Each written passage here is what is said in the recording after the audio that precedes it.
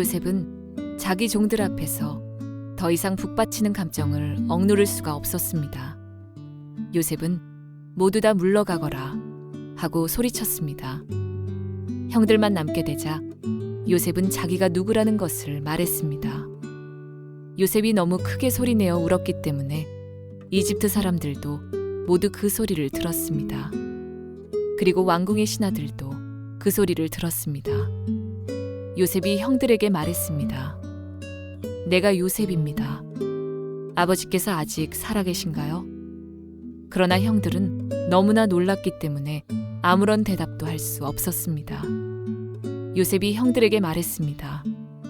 이리 가까이 오세요. 그러자 형들이 요셉에게 가까이 갔습니다. 요셉이 형들에게 말했습니다. 내가 여러분의 동생 요셉입니다. 형님들이 이집트에 노예로 팔았던 바로 그 요셉이란 말이에요. 하지만 이제는 염려하지 마세요. 저를 이곳에 판 일로 마음 아파하지 마세요. 하나님께서 저를 형님들보다 먼저 이곳으로 보내셔서 사람들의 생명을 구하게 하신 것이니까요. 벌써 2년 동안 땅에서는 식물이 자라지 않고 있어요. 더구나 앞으로도 5년 동안은 심지도 못하고 거두지도 못할 것입니다. 그래서 하나님께서는 형님들과 형님들의 자손이 살아남도록 하려고 저를 먼저 이곳에 보내신 것이에요. 그러니 저를 이곳에 보내신 분은 형님들이 아니라 하나님이십니다. 하나님께서 저를 이집트 왕의 가장 높은 신하로 만드셨습니다. 왕궁의 모든 일을 제가 맡고 있답니다. 저는 모든 이집트 땅의 주인입니다. 그러니 서둘러 이곳을 떠나서 아버지에게로 가세요. 가셔서 아버지에게 이렇게 말씀드려 주세요. 아버지의 아들 요셉이 이렇게 말했습니다. 하나님께서 저를 온 이집트의 주인으로 만드셨습니다. 어서 저에게로 내려오셔서 고센 땅에서 사십시오. 그렇게 하시면 저와 가까운 곳에서 사실 수 있습니다. 그리고 아버지의 자녀들과 손자들과 양떼와 소떼와 아버지가 가지신 모든 소유도 저와 가까운 곳에 있을 수 있습니다. 앞으로도 5년 동안 가뭄이 있을 터이니 제가 아버지를 보살펴 드리겠습니다. 그래서 아버지와 아버지의 가족과 아버지께서 가지신 모든 소유가 굶주리는 일이 없도록 하겠습니다. 형님들이나 내 동생 베냐민이 직접 봐서 알겠지만 지금 이 말을 하고 있는 나는 정말로 요셉이랍니다. 그러니 내가 이집트에서 얼마나 높은 사람이 되었는가를 아버지에게 말씀드리세요. 형님들이 보신 일을 모두 말씀드리세요. 자, 이제 서둘러서 아버지를 모셔오세요. 이 말을 마치고 요셉은 자기 동생 베냐민을 껴안고 울었습니다. 베냐민도 울었습니다. 그리고 요셉은 형들 모두에게 입을 맞추었습니다. 요셉은 형님들을 껴안으면서 울었습니다. 그제야 비로소 형들도 요셉과 말을 했습니다. 자, 우리 가슴에 손을 얹고 믿음을 고백하고 하나님께서 오늘 저희들에게 주시는 말씀 받도록 하겠습니다. 제가 먼저 고백하겠습니다. 하나님은 나를 사랑하십니다. 나는 그 사랑 안에 있습니다. 하나님은 오늘 나에게 말씀하실 것입니다. 그 말씀에 능력이 있습니다. 그 말씀에 생명이 있습니다. 나의 마음을 하나님께 열겠습니다. 나의 생각을 예수님께 집중하겠습니다. 들은 만큼 변합니다. 들은 만큼 행복해집니다. 보통 사람들은 형제들과 함께 자라면서 공유하게 되는 기억이 있죠. 어린 시절을 긴 시간 함께 보내면서 함께 쌓았던 추억, 기억들이 남아있고 이런 추억들이 우리를 정서적으로, 관계적으로 묶어주죠. 공동체를 단단하게 묶어주는 계기가 됩니다. 요셉의 가정이 평범했다면 아마 요셉과 그 형제들도 그런 추억들을 공유하고 있겠죠. 근데 안타깝게도 요셉의 가정은 그리 평범한 가정이지 않았습니다. 요셉의 가정이 평범한 가정이었다면 요셉과 형들은 아마 이런 기억들을 공유하고 있었을지도 모릅니다. 어렸을 때 들판을 함께 뛰어다니면서 날이 저무는지 모르고 곤충을 잡고 놀았던 기억이라든지, 아버지 양을 치면서 쏟아질 것처럼 하늘을 가득 메우고 있는 별들을 바라보면서 모닥불을 켜놓고 평생 잊지 못할 많은 이야기들을 나누었다든지, 아니면 형제들 중에 어려서 누가 가나안 부족들에게 한 대 얻어맞고 온다면 10명의 다른 형제들이 다 몰려가서 다시는 그런 일을 못하도록 혼쭐을 내주고 온다든지, 이런 기억들이, 추억들이 쌓여 있겠죠. 그러나 요셉의 가정에는 그런 기억이 없었습니다. 요셉이 형들을 생각할 때 기억하고 떠오르는 마지막 기억은 어떤 것이었을까요? 안타깝게도 광야의 웅덩이에서 들었던 형들의 목소리는 아니었을까 생각을 해보게 됩니다. 죽이자, 아니야 죽이지 말자, 죽여서 무슨 소용이 있겠냐, 우리의 손에 피를 묻히지 말자, 죄를 짓지는 말자, 저도 형제는 우리의 형제가 아니냐, 그러니 죽이지 말고 팔아버리자, 노예로 팔아버리자, 이집트로 팔아넘기자, 뭐 이런 이 목소리들, 이런 것들이 그의 마지막 기억이 아니었을까요? 혹은 웅덩이에서 끌려 나와서 형들이 미디안 상인들과 돈을 주고받으면서 요셉의 몸값을 흥정하던 모습이 마지막 기억은 아니었을까요? 노예를 끌려가면서 형들의 이름을 하나씩 목 놓아 부르면서 살려달라고 애원하는 요셉을 향해서 냉정하게 등을 돌리고 혹은 히덕거리면서 좋아하는 형들의 모습이 요셉이 마지막 가지고 있었던 형들에 대한 기억은 아니었을까요? 형들은 어떨까요? 형들이 요셉에 대해서 가지고 있었던 마지막 기억은 어떤 것이었을까요? 애처롭게 눈물 흘리며 고함치며 부르짖으며 노예로 묶여서 끌려가고 있는 모습이 그들의 기억 속에 남아있는 마지막 기억이 아니었을까요? 그렇게 미워하던 요셉을 팔아버렸으니 참으로 통쾌하구나, 그리고 우리를 그렇게 그리워하던, 사랑을 주지 않는 아버지, 한 아들만 그렇게 사랑하는 아버지가 슬퍼할 것을 생각하니 그 또한 통쾌하구나, 이렇게 거친 마음, 강팍한 마음을 가지고 있던 자신의 모습들이 요셉이라고 하는 인물을 생각할 때 형들이 가지고 있었던 마지막 기억은 아니었을까요? 이 강팍한 형들의 모습에 중심에 있던 사람이 바로 유다였습니다. 창세기 기자 가운데 유독 많은 형제들 가운데 유다라는 이름을 콕 집어서 그가 요셉을 이집트로 팔아버리자라고 얘기했다라고 하는 것을 기록하고 있는 이유, 의도가 분명히 있는 거죠.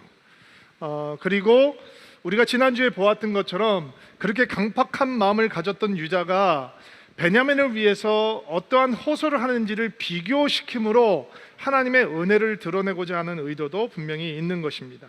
우리가 지난주에 보았던 은잔 도난 사건을 기억하실 것입니다. 요셉이 사람을 시켜서 자신의 은잔을 자신의 동생 베냐민의 곡식 자루 속에 숨겨놓게 되죠. 그리고 형들은 날이 밝자 길을 떠나게 됩니다.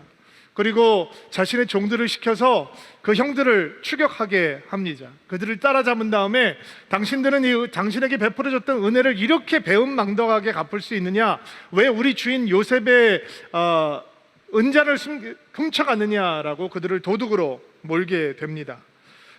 그리고 형들은 자신의 결백을 주장하죠. 그러나 곡식 자루를 하나하나 열면서 결국 베냐민의 자루에서 은잔이 발견이 되자 형들은 자신의 옷을 찢으면서 슬퍼합니다. 예전 같으면, 만약에 이런 상황이 발생을 했다면 베냐민에게 소리를 지르면서 욕을 하고 그에게 달려들어서 구타하고, 그리고 이 베냐민이 저지른 죄하고 우리는 상관이 없다라고 얘기하고 빨리 당신의 종으로 잡아가라 라고 하면서 꼬리 자르기를 했을 텐데, 그리고 집에 가서는 예전처럼 베냐민이 노예로 잡혀 있다는 사실을 교묘하게 속이고 아버지에게 거짓말을 했을 텐데, 이런 상황 속에서 형들은 몹시 괴로워하면서 그들의 옷을 찢고 다 함께 요셉의 집으로 돌아가서 요셉 앞에 엎드리게 됩니다. 그리고 스스로 우리 모두가 당신의 족이 되겠습니다 라고 얘기를 한 만큼 형제들의 마음에 임했던 낙심과 두려움은 굉장히 깊었던 것 같습니다.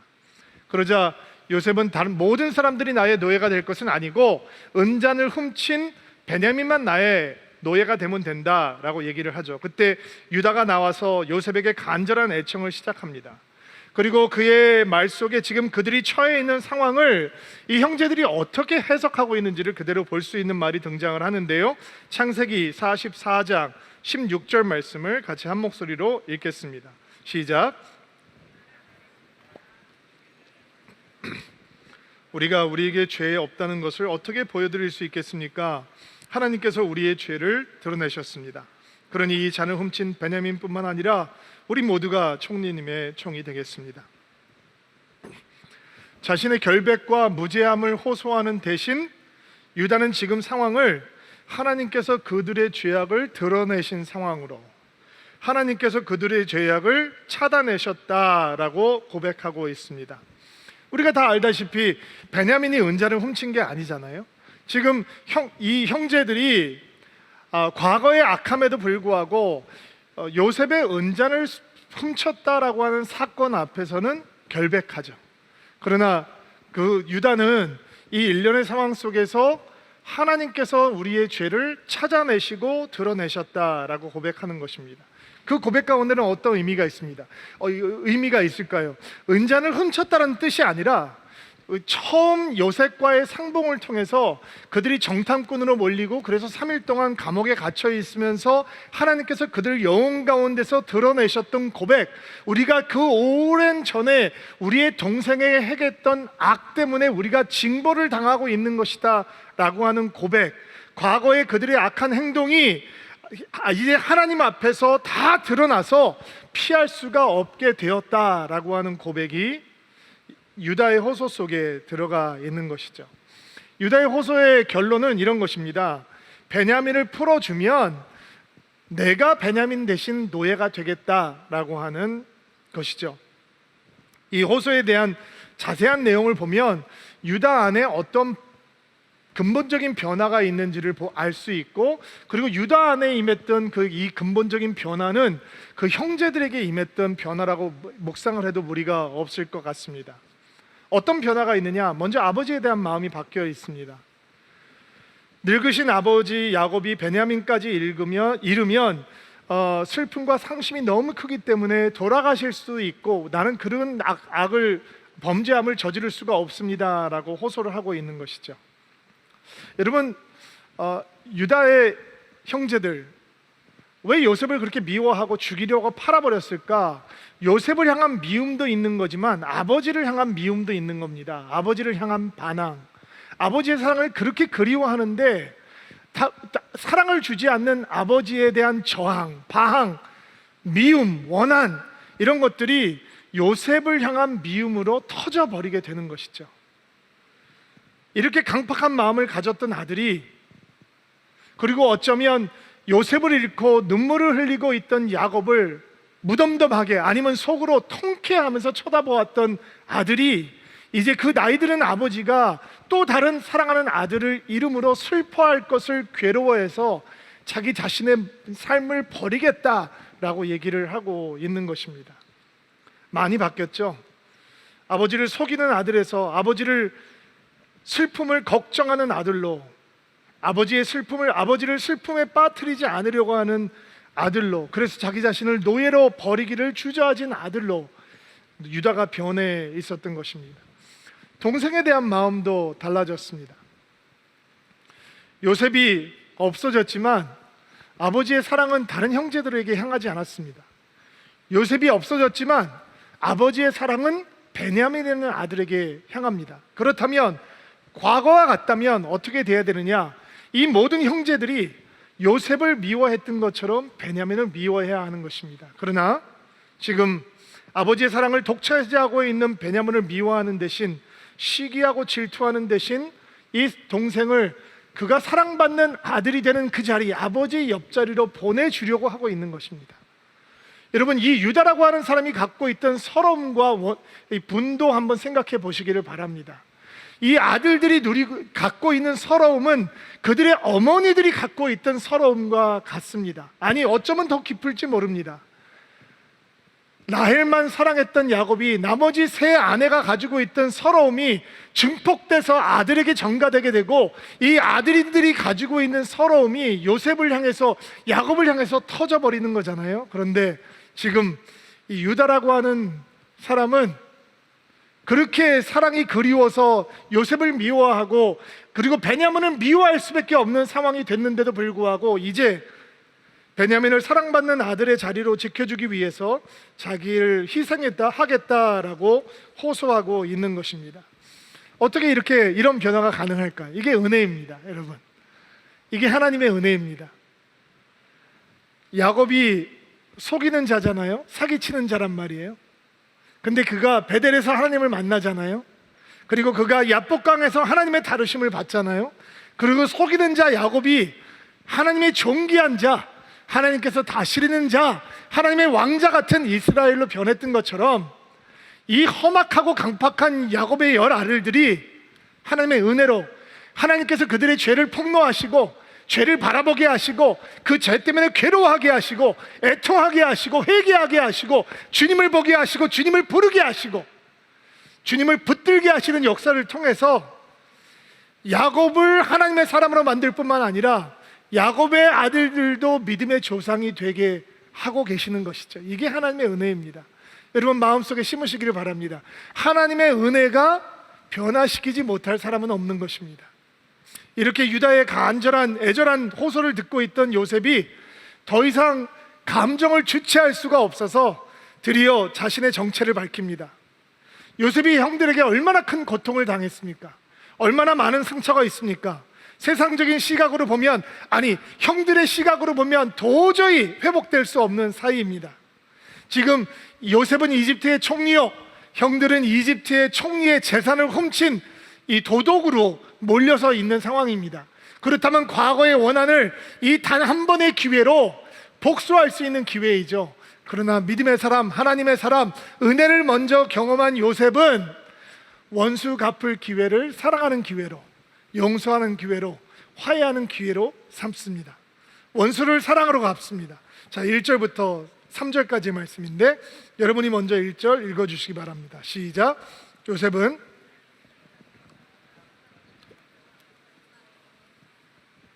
모두 다 물러가거라 하고 소리쳤습니다. 형들만 남게 되자 요셉은 자기가 누구라는 것을 말했습니다. 요셉이 너무 크게 소리내어 울기 때문에 이집트 사람들도 모두 그 소리를 들었습니다. 그리고 왕궁의 신하들도 그 소리를 들었습니다. 3절.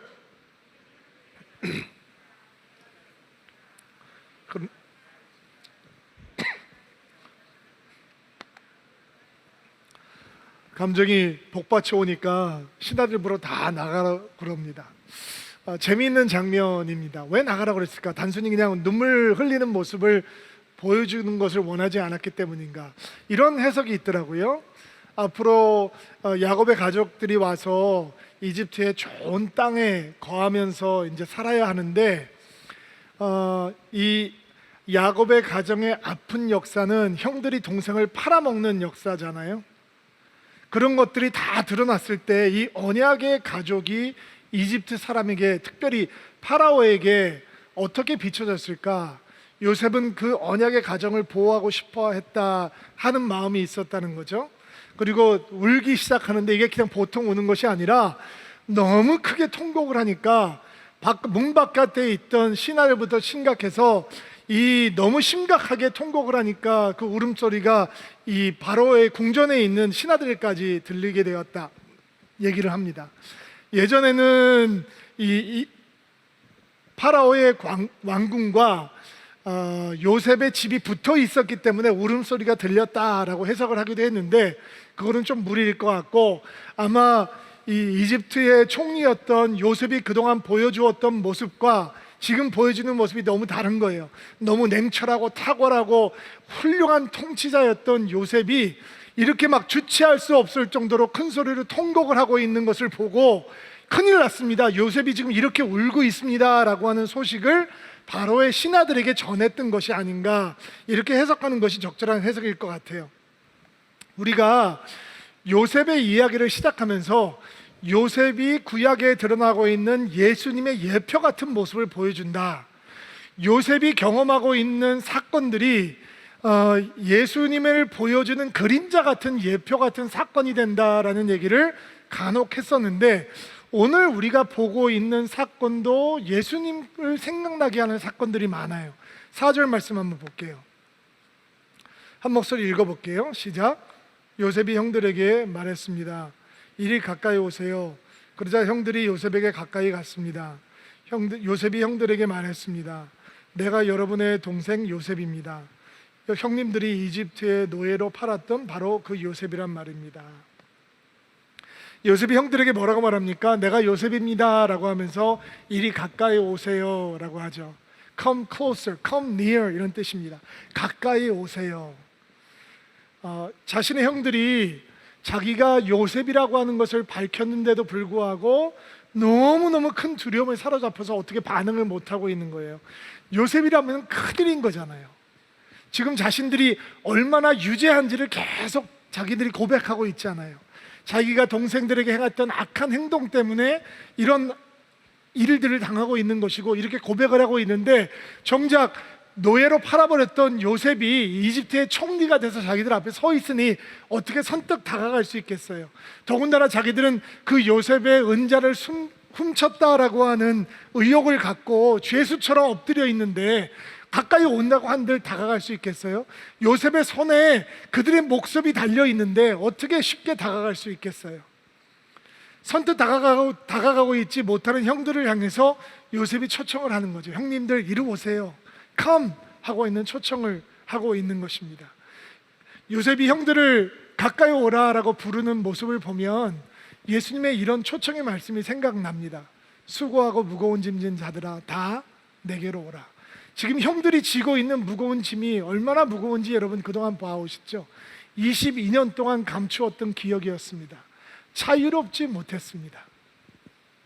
아무 일도 없는 것처럼 살고 있었지만 그들 마음 깊은 곳엔 요셉이 남아 있었습니다.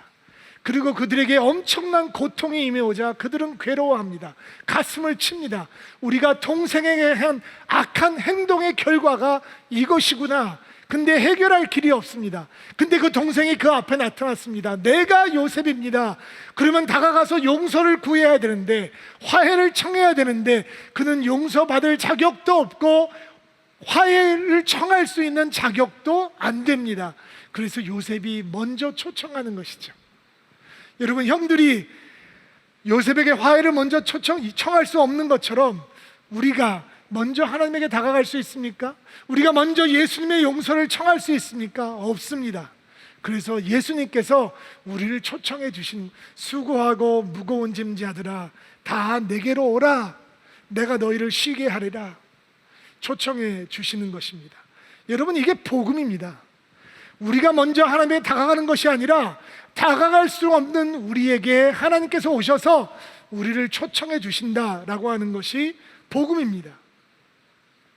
우리가 죄인 되었을 때, 우리가 하나님과 원수 되었을 때 그분께서 우리를 위해서 먼저 죽으심으로 하나님의 사랑을 확증해 주신다라고 하는 것이 복음입니다. 기쁜 소식입니다. 내가 하는 것이 아니고 전부 하나님께서 먼저 하시는 것이다 라고 하는 것이 복음입니다. 여러분, 사실 우리는 하나님이 필요한지도 인정하지 못하는 존재였습니다. 하나님 없이는 절망밖에 없는데 그것도 인정할 수 없는 존재였습니다. 우리는 하나님 앞에 스스로 나갈 수 없는 존재였습니다. 근데 그분께서 먼저 오셨습니다. 우리를 향해서 손을 내밀어 주시고 우리를 위해서 먼저 죽으시고 그분의 사랑을 확인시켜 주시고, 우리가 할 수 있는 일은 무엇입니까? 그분의 손에, 그분의 사랑에 우리를 내어 맡기는 것입니다. 어떻게 형제들이 요셉과 화해할 수 있습니까? 요셉이 가지고 있는 그 자비에, 사랑의 자신을 내어 맡기는 것입니다. 그것이 유일한 소망입니다. 인간의 노력으로 하나님을 감당할 수 있다면 우리는 소망이 없는 인생입니다. 그러나 하나님께서 다 하셨습니다. 우리가 노력을 함으로 주님 앞에 나아가는 것이 아니고 먼저 다가오신 하나님의 손 앞에 우리를 내어 맡기는 것으로 충분한 것입니다. 그 무조건적인 사랑에 우리가 내어 맡겨질 때 우리는 사랑받는 자가 되는 것이고 존귀한 자가 되는 것이고, 하나님과 원수되었던 사람들이 하나님과 화평케 되는 자가 되는 것입니다. 이것이 바로 우리에게 주어지신 복음의 메시지이죠. 오늘 말씀을 들으면서 우리에게 주어졌던 구원의 감격, 우리를 향해서 수고하고 무거운 짐 자들아 다 내게로 오라 내가 너를 쉬게 하리라 라고 초청해 주시는 예수님에 대한 감격이 다시 살아날 수 있게 되기를 주의 이름으로 축복합니다. 형들과 이렇게 부둥켜 안고 눈물을 흘리기 시작하는 요셉이 형들과 화해한 다음에 형들에게 당부를 하는데, 어떤 당부를 하냐면 9절 말씀 한번 보세요. 9절부터 13절인데 같이 한 목소리를 읽을게요. 여러분이 먼저 읽어주세요. 9절 시작. 그러니 서둘러 이곳을 떠나서 아버지에게 가세요. 가셔서 아버지에게 이렇게 말씀드려주세요. 하나님께서 저를 온 이집트의 주인으로 만드셨습니다. 어서 저에게로 내려오셔서 고센 땅에서 사십시오. 그렇게 하시면 그와 가까운 곳에서 사실 수 있습니다. 그리고 아버지의 자녀들과 손자들과 양떼와 소떼와 아버지가 가지신 모든 소유도 저와 가까운 곳에 있을 수 있습니다. 앞으로도 5년 동안 가뭄이 있을 터이니 제가 아버지를 보살펴 드리겠습니다. 그래서 아버지와 아버지의 가족과 아버지께서 가지신 모든 소유가 굶주리는 일이 없도록 하겠습니다. 형님들이나 내 동생 베냐민이 직접 봐서 알겠지만 지금 이 말을 하고 있는 나는 정말로 요셉이랍니다. 13절. 그러니 내가 이집트에서 얼마나 높은 사람이 되었는지를 아버지에게 말씀드리세요. 형님들이 보신 일을 모두 말씀드리세요. 자, 서둘러서 아버지에게 가라라고 말하죠. 서둘러. 오늘 여러분들께서 주목하셔야 되는 말씀이에요. 개역 개정에는 속히라는 단어로 선택해서 번역을 했죠. 자, 요셉이 살아있다라고 하는 소식, 기쁜 소식이죠. 죽은 줄 알았던 요셉이 살아있습니다. 근데 이집트에서 죽지 못해서 마지못해 살아가는 노예 같은 인생이 아니라 이집트를 통치하고 있는 최고의 권력자, 총리가 되었습니다. 지금 온 땅에 기근이 임해서 죽을 지경인데 총리가 된 요셉이 야곱의 가족을 살릴 수 있는 충분한 여건과 힘을 만들어낼 수 있습니다. 그러니 속히 요셉에게 올라오십시오. 가족들이 구원받을 수 있습니다. 이 기쁜 소식인 거예요. 기쁜 소식은 어떻게 전해야 되는 거예요? 속히, 서둘러, 지체하지 말고. 교회가 회복해야 되는 복음의 형성이죠. 복음의 메시지가 왔는데 어떻게 전해야 된다고요? 속히, 서둘러, 지체하지 말고. 얼마 전에 다른 교회에서 목회하고 있는 목사님들 몇 분과 교제하면서 나눔을 하다가 제가 이런 말을 했어요. 우리에게 목회를 가르쳐 주신 그 목회 선생님, 스승님들은 참 좋은 시대에 목회를 해서 참 목회가 쉬웠는데 우리는 참 어려운 시대에 목회를 하는 것 같다. 제가 이렇게 말을 하니까 같이 앉아있던 목사님들이 고개를 끄덕이면서 동감을 해주시더라고요. 제가 집에 돌아와서 곰곰이 생각을 해보니까 이게 매우 어리석은 말이에요. 아주 틀린 말이더라고요. 여러분, 복음을 전하기 쉬울 때가 있었어요? 사람들이 복음에 호의적인 때가 진짜 있었나요? 예수님, 하나님의 아들, 우리의 구세주가 오셨는데도 그분을 믿는 사람들보다 그분을 거절하는 사람들이 훨씬 많지 않았습니까? 그럼에도 불구하고 초대교회는 복음의 능력으로 충만했고 하나님께서는 날마다 구원받는 자를 더하셨어요. 우리 조선 땅에 선교사들이 처음 찾아오기 시작했던 때에 이 땅은 복음을 받기에 호의적이었습니까? 이 땅은 복음의 뿌리 내리기가 너무 척박하고 열악한 땅이 아니었나요? 복음을 전하는 것이 불법이었던 때도 있었습니다. 그래서 긍휼 사역을 하고 학교 사역을 했습니다. 그러나 이 땅을 찾아왔던 선교사님들은 복음을 전하기를 주저하지 않았습니다. 그래서 세례를 주기 위해서 북쪽의 국경을 넘어서 중국 땅에서 성도들에게 세례를 주고 다시 이 땅으로 넘어와서 교회를 개척하고 성도들에게 복음을 전했던 일도 있었습니다. 전쟁 후 가난하던 시절 복음을 전하기가 쉬웠습니까? 교회 목회하기가 쉬웠습니까? 그럼에도 불구하고 한국 교회는 세계 교회 역사상 주목할 만한 교회 부흥, 역사를 이루어냈습니다. 부끄러워할 일이 아닙니다. 그러나 우리 눈앞에 그 불타올랐던 부흥이 사그러져가고 있다는 것도 우리 한국 교회의 현실입니다. 그러나 절대로 우리는 패배주의에 젖어서는 안 됩니다. 복음은 그 시작부터 언제나 척박하고 배타적인 상황에서 전해졌습니다.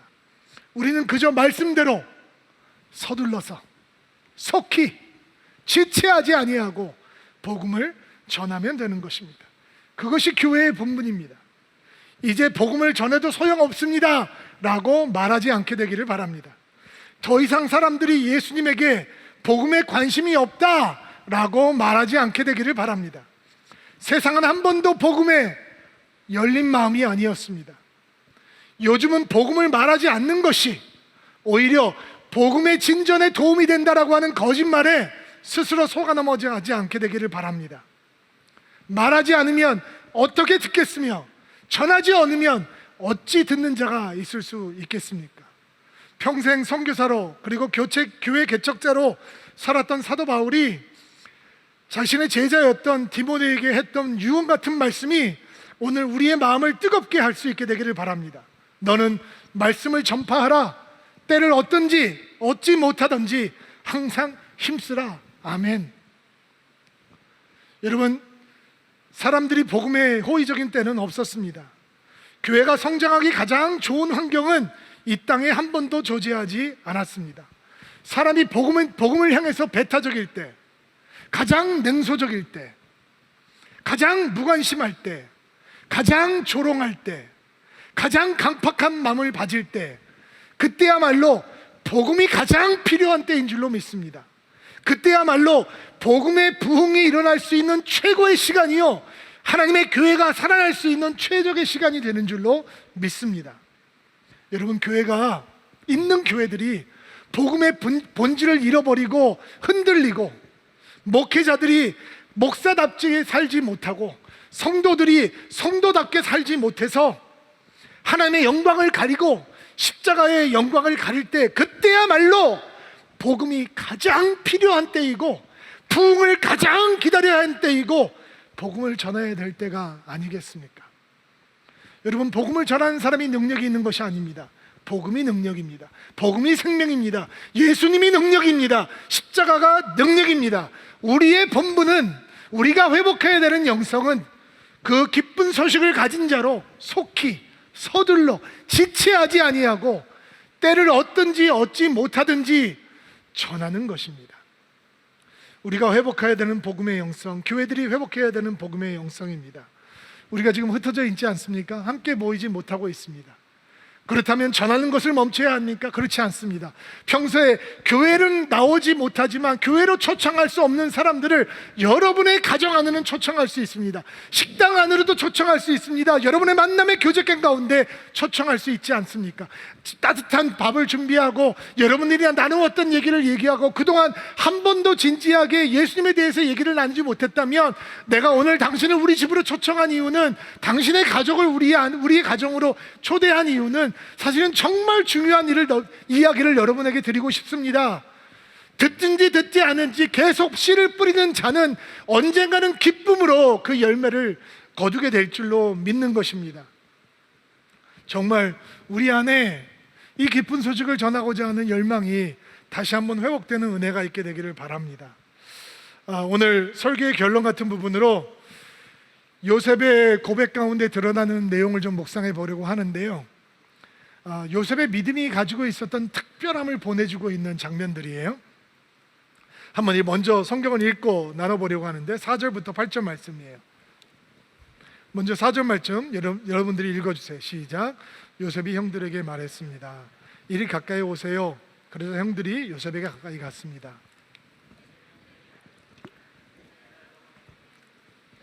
형님들이 이집트의 노예로 팔았던 바로 그 요셉이란 말이에요. 하지만 이제는 염려하지 마세요. 저를 이곳에 판 일로 마음 아파하지 마세요. 하나님께서 저를 형님들보다 먼저 이곳으로 보내셔서 사람들의 생명을 구하게 하신 것이니까요. 벌써 2년 동안 이 땅에는 식물이 자라지 않고 있어요. 더구나 앞으로도 5년 동안은 심지도 못하고 거두지도 못할 것입니다. 그래서 하나님께서는 형님들과 형님들의 자손들이 살아남도록 하려고 저를 먼저 이곳에 보내신 것이에요. 그러니 저를 이곳에 보내신 분은 형님들이 아니라 하나님이십니다. 하나님께서 저를 이집트 왕의 가장 높은 신하로 만드셨습니다. 왕국의 모든 일을 제가 맡고 있답니다. 저는 모든 이집트 땅의 주인입니다. 요셉이 형님들이 나를 이집트에 팔아 넘긴 것은 이라고 하는 것을 언급할 때 얼마나 가슴이 철렁했을까요? 정말 너무 두려웠을 것입니다. 그러나 우리가 읽었던 본문 말씀에서 어디를 보아도 요셉이 형들의 악행을 지적하고 과거의 책임을 물으려 하는 의도는 찾아볼 수가 없습니다. 그렇다고 형들의 과거가 없었던 일처럼 대하지도 않습니다. 대신 요셉은 형들의 의도가 악했는데도 불구하고 그 불행을 선으로 바꾸신 분이 하나님이셨다 고백하고 있습니다. 다시 한번 들어보세요. 형들이 나를 이곳에 보내신 것이 아니라 하나님께서 보내셨습니다. 하나님이 나를 형들보다 먼저 이곳에 보내셨습니다. 형님들의 자손이 구원받을 수 있도록 나를 먼저 하나님께서 이곳에 보내신 것입니다. 이런 고백 가운데 자신의 인생의 가장 비참한 순간까지도 그는 하나님의 사건으로 고백하고 있고, 자신이 경험한 가장 괴로운 일들을 하나님께서 의도하신 축복이라고 고백하고 있고, 형들의 악한 의도 속에서도 하나님께서는 계획하신 선하신 일들을 이루셨다라고 고백하고 있는 것이죠. 이게 요셉의 믿음이 가지고 있는 특별함이에요. 사도 바울도 이런 믿음을 우리에게 가르쳤었어요. 여러분들이 너무 잘 알고 있는 말씀인데, 우리가 알거니와 하나님을 사랑하는 자 곧 그의 뜻대로 부르심을 입은 자들에게는 모든 것이 합력하여 선을 이루느니라. 아멘. 요셉의 삶이 저는 그런 것이죠. 떨어질 곳이 없을 정도로 떨어졌어요. 근데 하나님께서 그곳에서 불행을 축복으로, 비참함을 영광으로 바꾸시는 거죠. 노예가 돼도 하나님께서 영광으로, 죄수가 돼도 하나님께서 축복으로, 그가 처했던 모든 악한 상황들, 비참한 상황들, 원통하고 억울한 상황들을 다 협력해서 선을 이루도록 만들어 주셨어요. 그가 얘기하고 있는 것이 뭐냐면, 내가 그렇게 했다는 것이 아니라 이렇게 협력해서 선을 이루신 분이 누구시냐? 하나님이시다 고백하고 있는 거예요. 여러분, 이 요셉의 믿음이 특별한 이유는 두 가지 이유 때문이에요. 그의 인생을 해석하는 두 가지 시선이 있는 거예요. 두 가지 이 믿음의 눈이 있다는 거예요. 두 가지 세계관이 있다는 거예요. 그 인생을 바라보면서 그는 제일 먼저 하나님을 통해서 바라보고 있고, 두 번째 믿음을 통해서 바라보고 있다는 거예요. 그래서 이렇게 우리가 특별히 이름을 붙여보자면, 왜 요셉의 믿음이 이렇게 특별한가? 그에게 신학적인 시선이 있기 때문이고, 두 번째는 신앙적인 해석이 있다는 거예요. 그의 인생을 조명하면서 그는 하나님이 어떠신 분인가를 통해서 보고 있고, 두 번째 그의 믿음이 어떤가를 통해서 보고 있다는 거예요. 그래서 그의 믿음이 특별하다는 거예요. 보통 신학적인 시선을 가져야 된다, 우리 인생을 조명하면서 우리는 신학적인 눈을 가지고 있어야 된다라고 하면 사람들이 고리타분하다라고 생각할 수 있죠. 목사들에게는 그 신학적인 시선이 중요하지만 평신도에게는 이 신학적인 시선이 과연 중요할까라고 생각할 수도 있어요.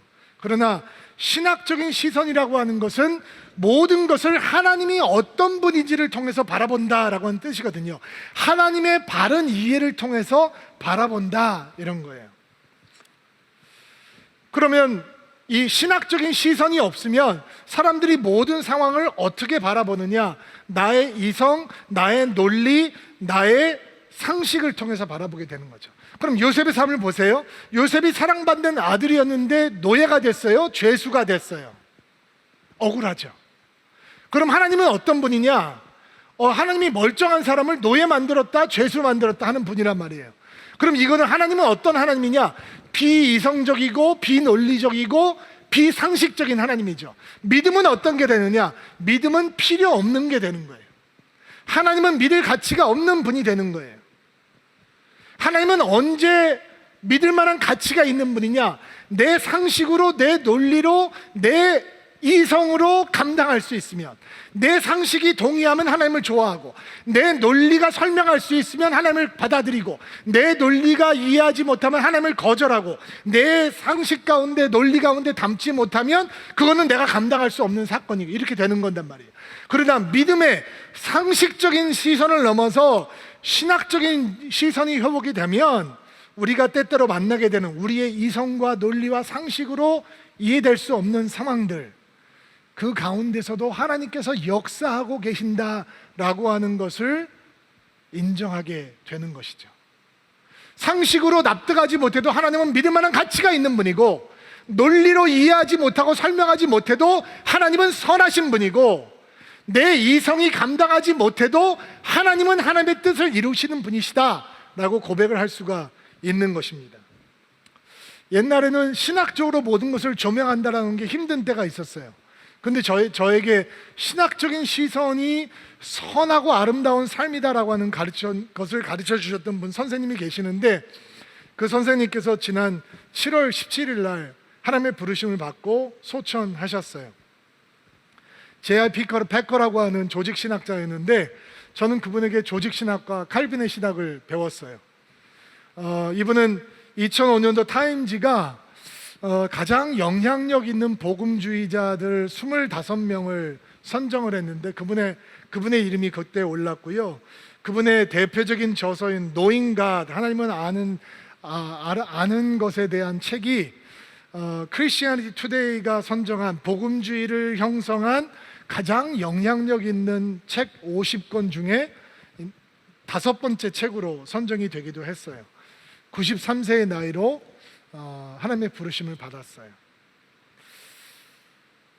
이분이 몇 년 전에 시력을 완전히 상실해서 저술 활동을 접어야 할 때도 저희들에게 신학적으로 삶을 조명한다라고 하는 것이 어떤 삶인지 가르쳐 주었어요. 주님, 이 겉사람이 날마다 후패해 가지만 주님을 만날 날이 더 가까우고 있다라고 하는 것 때문에 마음이 너무 설렌다라고 하는 것을 고백하면서 많은 사람들의 마음을 감동했었어요. 제가 신학교에 갔을 때 교회 부흥과 교회 성장 전략의 소용돌이 같은 시대였어요. 온갖 교회 부흥과 교회 성장에 대한 이론들과 세미나들이 막 유행할 때였거든요. 그리고 신학교에 몰려왔던 젊은 목회자들이 더 높게, 더 멀리, 더 크게, 더 유명해고자 하는 마음으로 그 마음을 감추지 못하고 이분의 강의실로 들어왔죠. 물론 저도 그런 젊은이 중에 하나였습니다. 근데 그분의 강의를 들으면 들을수록 큰 교회의 목사가 되고자 하는 마음보다 청교도처럼 살고 싶다라고 하는 마음을 배우게 되었어요. 그분 앞에, 그분이 전하는 하나님, 그 하나님 앞에서 내가 더 큰 교회, 더 유명한 목사가 되겠다고 하는 마음이 얼마나 경박한 마음인지, 그 정체를 드러나는 것이 얼마나 괴로웠던지 아마 그런 마음을 느껴진 것은 저만이 아니었다고 생각합니다. 그분이 가르쳐 주었던 하나님, 그분이 사랑하고 신뢰했던 하나님, 그분이 전했던 하나님은 나의 하나님과 달랐어요. 그분이 세상을 통해서 보고 있는 하나님을 통해서 보고 있는 세상, 그것은 다르더라고요. 그리고 저는 사모했던 마음이 나요. 저분의 하나님이 나의 하나님이 되었으면 좋겠다. 여러분, 우리가 세상을 바라보며 우리의 인생을 바라보며 신학적인 시선을 바라봐야 된다라고 하는 것은 우리의 삶에 하나님이 우리의 수준의 하나님이 아닌 하나님이 진짜 하나님으로 자리하는 거예요. 여러분, 요셉이라고 노예가 되는 게 힘들지 않겠어요? 죄수가 되는 게 억울하지 않겠어요? 감옥에 들어가는 것이 힘들지 않겠어요? 왜 어찌 어렵지 않겠어요? 근데 하나님을 통해서 그것을 보면 감옥 가운데서도 하나님께서 함께 계셨고, 죄수로 떨어질 때도 함께 하셨고, 노예 가운데도 함께 하셨어요. 다 지나고 난 다음에 요셉의 고백은 이런 거예요. 하나님이 하셨습니다. 노예였을 때도 그분은 나와 함께 하셨고, 죄수였을 때도 함께 하셨고, 그리고 총리였을 때도 그분은 나와 함께 하시고, 그분은 한 번도 나를 떠나신 적이 없습니다. 그분은 나의 하나님입니다. 사람은 나에게 불행을 의도했지만 하나님은 나를 행복으로 바꾸셨고, 사람은 나에게 저주를 퍼부었지만 그분은 그 하나님께서는 나를 축복으로 바꾸셨고, 나는 어두움 가운데 있었지만 하나님은 나를 빛 가운데로 인도하셨고, 하나님이 그것을 하셨습니다. 이 고백하고 있는 거예요. 이게 이 요셉의 믿음이 특별한 이유예요. 모든 것을 하나님의 어떠함을 통해서 바라보고 있는 거예요. 그렇다면 똑같은 믿음의 특별함을 우리가 갖는다면 우리가 어떤 상황에 처해 있어도 우리는 낙심하지 않을 거예요. 좌절하지 않을 거예요. 왜냐하면 하나님은 똑같으신 분이니까, 하나님은 하나님이시니까, 하나님은 우리의 수준이 아니니까, 하나님은 우리처럼 행동하지 않으시니까, 하나님은 언제나 변함이 없으신 분이니까. 이게 요셉의 믿음이 가지고 있는 특별함이라는 거예요. 또 요셉이 보여주고 있는 특별함은 모든 것을 하나님을 통해서 보고, 또 인생은 뭐를 통해서 본다고요? 믿음을 통해서 보는 거예요. 특별히 자신의 삶의 상황, 역경이라고 하는 상황과 축복이라고 하는 상황을 믿음을 통해서 보는 거예요. 여러분, 우리에게 임해 있는 역경을 믿음을 통해서 보지 않으면 우리는 나락으로 떨어져요. 우리에게 임한 축복을 믿음을 통해서 보지 않으면 우리는 교만하게 돼요. 좌절의 늪에 빠지든지 교만의 늪에 빠지게 되는 거예요. 그러나 요셉의 삶을 보면 그가 역경 가운데 있어도 그 역경이 요셉을 무너뜨리지 못해요. 요셉을 좌절시키지 못한단, 낙심시키지 못한단 말이에요. 그는 끊임없이 하나님을 바라고 소망한단 말이에요. 그가 총리가 돼서 이집트의 모든 불을 거머쥐는 사람이 되어도 요셉은 방황하지 않아요. 교만하지 않는단 말이에요. 그가 무엇을 통해서 보고 있기 때문에 그렇습니까? 모든 것을 그의 믿음을 통해서 해석하고 바라보고 있기 때문입니다. 신앙적인 시선, 이 신앙적인 세계관이 확실하면 어둠 속에 있는 우리들은 인내하는 것이 어렵지 않습니다. 어떤 사람들은 힘들고 어려운 시간을 지나가는 사람들이 있죠. 근데 이걸 믿음을 통해서 보면 우리가 망한 순간조차 내가 하나님 앞에서는 존귀한 자이고, 우리가 바닥으로 떨어진 순간조차 하나님께서 회복과 치유를 준비하고 계신다는 것을 믿게 되고, 우리가 가장 어두운 곳에 갇혀 있는 곳조차 거기는 하나님의 섭리가 이루어지는 곳이라고 믿게 되는 것입니다. 오늘 함께 예배하는 성도들에게 이 믿음의 두 기둥이 세워지는 은혜가 있게 되기를 바랍니다. 모든 것을 바라보면서 하나님의 어떠하심을 통해서 바라보고, 모든 것을 바라보면서 믿음을 통해서 바라볼 때 우리는 상황이 흔들 수 없는 견고한 믿음의 사람, 낙심이 임해와도 흔들리지 아니하고 축복이 임해와도 교만해지지 아니하는 복된 인생이 될 줄로 믿습니다. 이런 드림인들이 되기를 주의 이름으로 축복합니다. 같이 한번 기도합시다.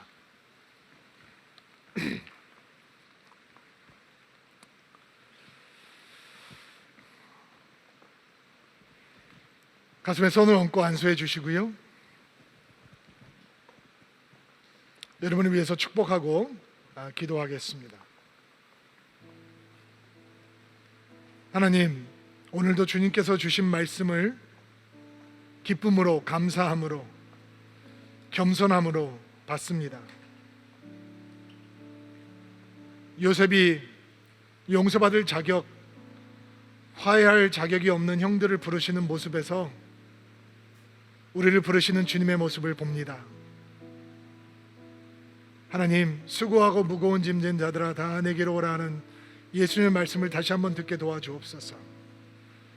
오늘 예배하는 성도들 가운데 혼자 무거운 짐을 지고 가는 분들이 있습니까? 주여, 그들을 다시 한번 주님의 품 안으로 초청하여 주옵소서. 주님께서 불러주셔야 우리는 주님 앞에 나갈 수 있는 존재입니다. 우리 안에 구원의 감격을 회복시켜 주시고 주님과 동행하는 기쁨을 허락하여 주옵소서. 속히 지체 없이 서둘러 주님께 받은 기쁜 소식을 세상으로 전할 수 있는 인생이 되기를 소망합니다. 교회가 그 복음의 영성을 회복할 수 있도록 도와주시옵소서. 하나님, 요셉의 믿음에 있었던 특별함을 바라보게 됩니다. 어떤 상황에서도 하나님을 바라봅니다. 하나님의 어떠하심을 통해서 모든 것을 해석합니다. 그 신학적인 시선이 우리 믿음 가운데 굳게 세워질 수 있도록 도와주옵소서. 그는 모든 것을 믿음으로 해석합니다. 역경도 믿음을 통해서 보고 축복도 믿음을 통해서 봅니다. 그래서 어떤 역경도 그를 무너뜨릴 수 없고 어떤 축복도 그를 교만하게 만들지 아니합니다. 그런 신앙적인 시선과 신학적인 시선이, 신앙적인 세계관과 신학적인 세계관이, 그 믿음의 특별함이 우리 가운데 세워지게 도와주시옵소서. 이 땅을 바라봅니다. 하나님, 용서와 화해가 가득 채워지기를 소망합니다.